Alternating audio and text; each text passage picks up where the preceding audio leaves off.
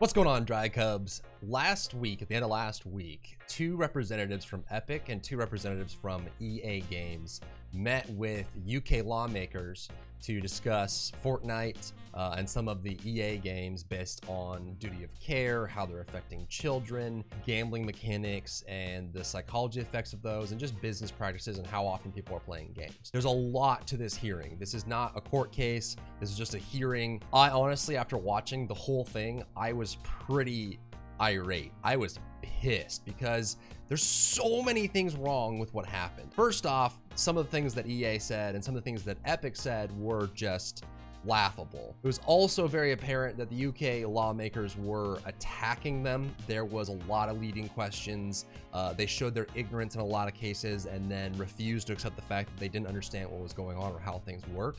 And I'm also very terrified as a developer and as a gamer that what has happened with this case, what has been going on for the last few years around specific mechanics in games, the conversation is going in a bad direction and that it's unhealthy. It's bad for game developers. It's bad for gamers in the long run. And in this video, we're gonna go over why. But first, let's start with the hottest moment of this entire hearing and what happened that caused the whole internet to explode.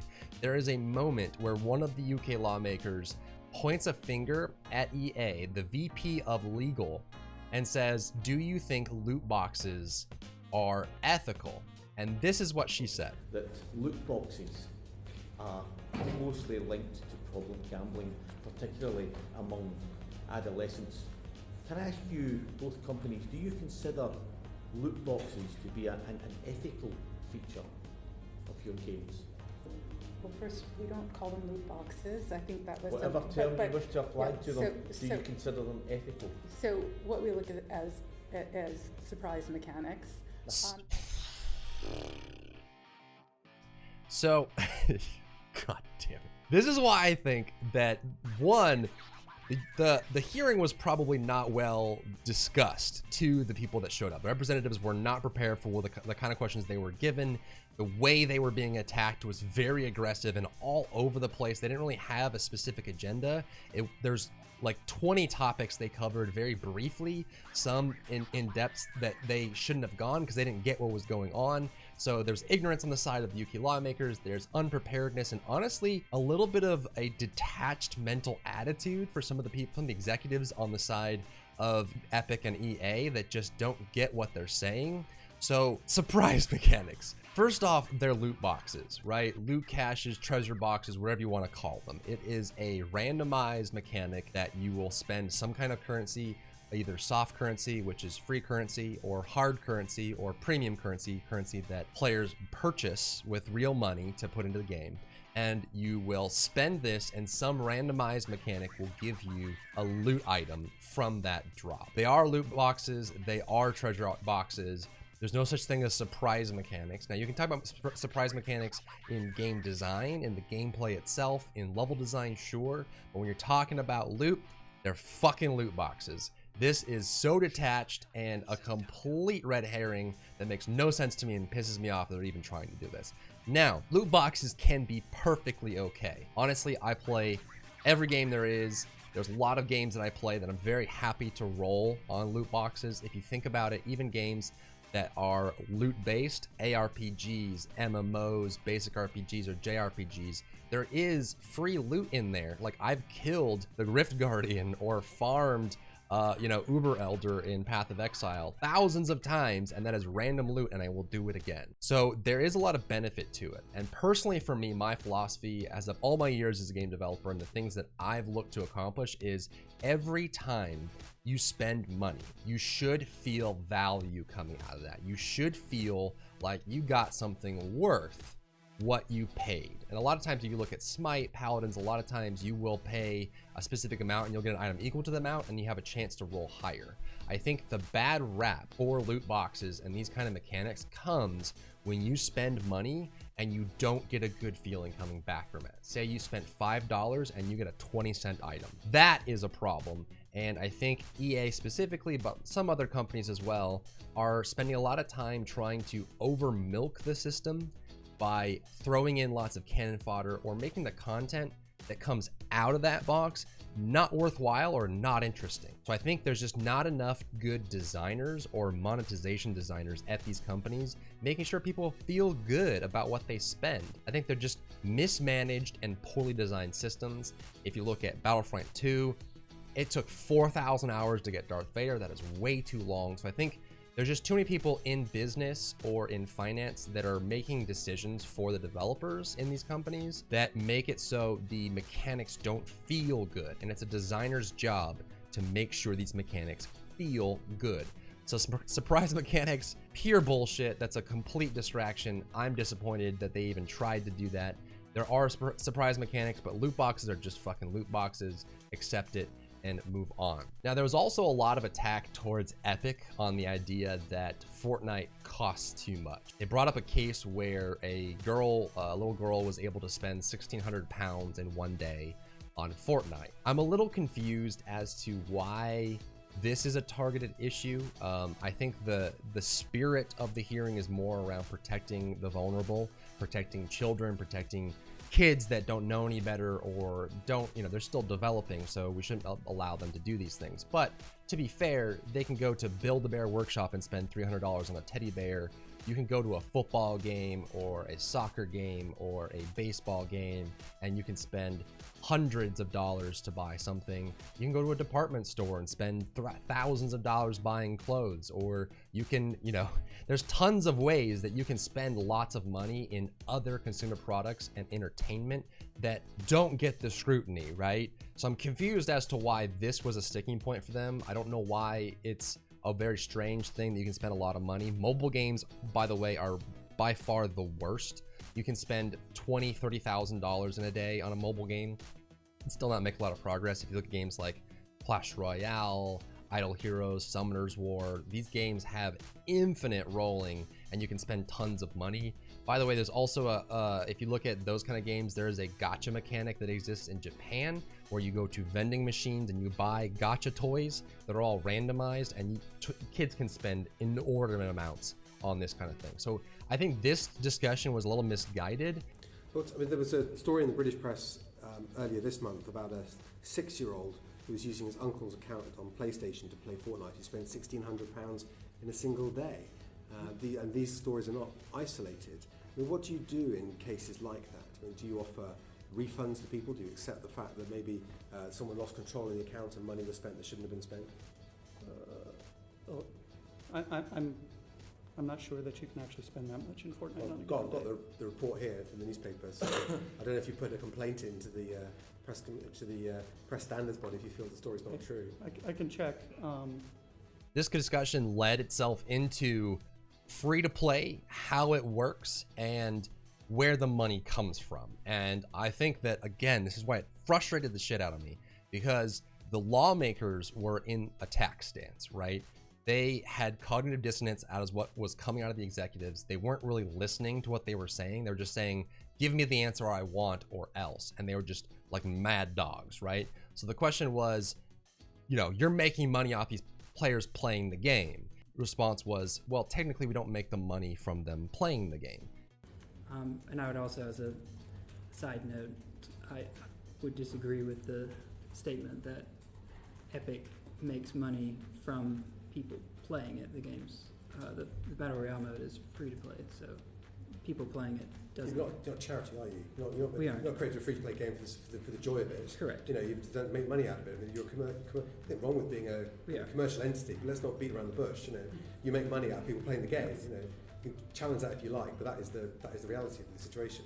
Well, I mean, sure, we wouldn't have a viable business if no one played and spent money in it, but I wanted to be careful with language about the notion that playing... You're the general counsel, that's your job, isn't it?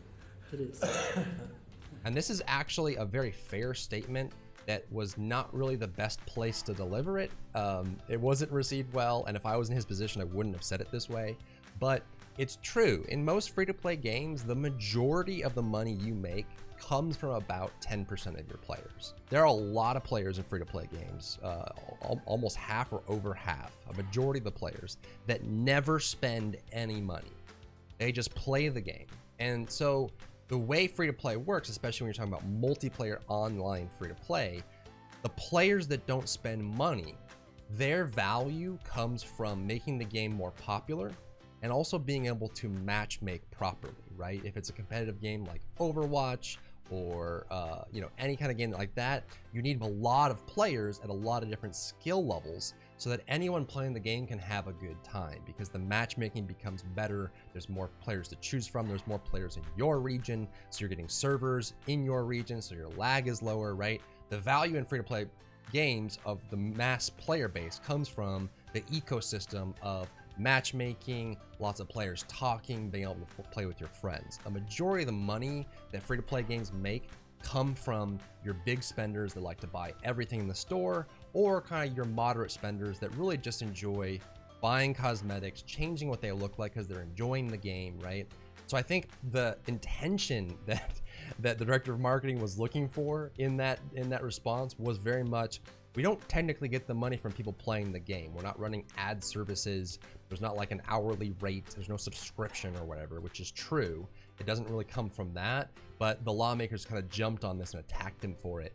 And I think that it just kind of represents what this whole hearing was about, which is why it pisses me off so much. This whole thing was just clusterfuck. Would somebody in your company be able to identify the 100 biggest customers that you have? Customers in terms of players? In terms of what? Spend or playtime or number of Playtime matches? or spend or both?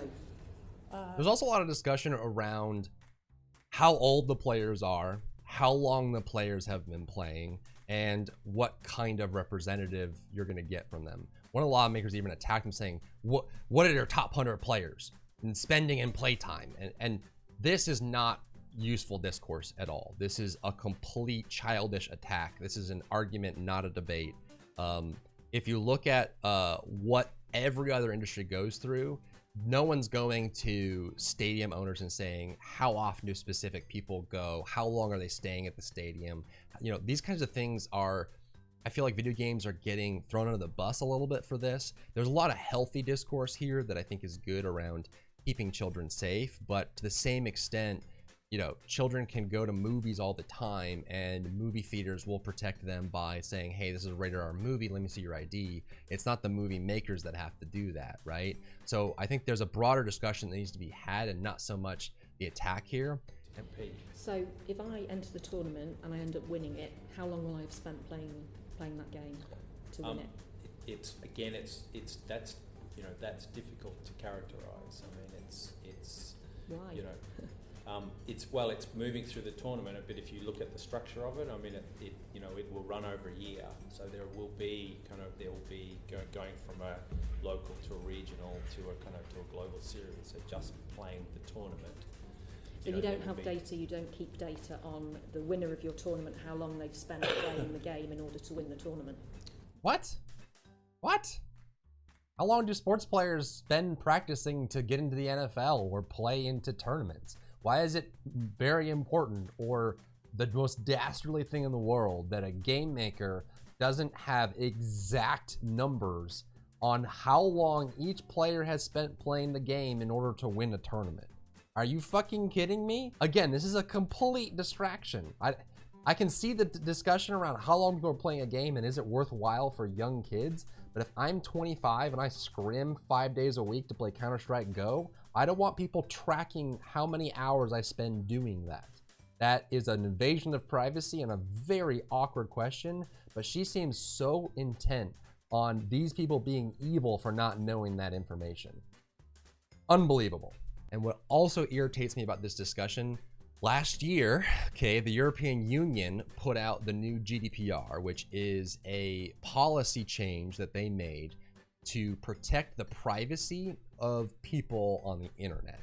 And this one strikes home to me because as a developer last year, we had to put a lot of effort into scrubbing anything that collects privacy information that GDPR blocks. Age, email, phone number, contact information. GDPR, which was from the European Union, says that we cannot be collecting information from people about their demographic, location, their age, any of that, unless they opt in and consent. Yet, these UK lawmakers in the EU are saying, why don't you know the age and exact privacy information for every person that plays your game? So it seems very confused, as if they're just kind of coming at them looking for some kind of response. The executives had a lot of issues and mishaps during this conversation that really misrepresents what gaming is all about and what we're looking for. There was a comment in there that felt really good around gaming has exploded a lot. This is a brand new medium. Not everyone knows what to expect from this just yet. So we should be talking a lot. I think this conversation is really good. Should we be allowing players to play for too long or not? Is it something different than, you know, if I whittle too much, or if I smoke a bunch of cigarettes, or if I'm a cinephile and I watch movies all the time, right? To ask you, there was a time when to get a video game you bought a CD-ROM, you took it home and you play pretty much on your own for as many hours as that game would last. Now we have open-ended gaming, we have the issues that we've established quite clearly of addiction. We had a young man before us on this committee who was an undergraduate and managed to play 32 hours straight. And my colleague Simon Hart just brought up an issue of a young girl of 9 years old who, whilst playing Fortnite, refused to leave the game and as a result wet herself. So there are issues of addiction. I just want to ask you, all of you, as a result of today and other issues that you might come across in the near future, clearly the games industry has developed massively since those days of the CD-ROM, and clearly regulation behind the curve, and I would argue that corporations are behind the curve of what they're developing. In a sense, it might be fair to say you're creating a fun game and everything, but inadvertently along the way you're creating a monster. So are you in future going to take corporate responsibility over care of duty? Will you look at that?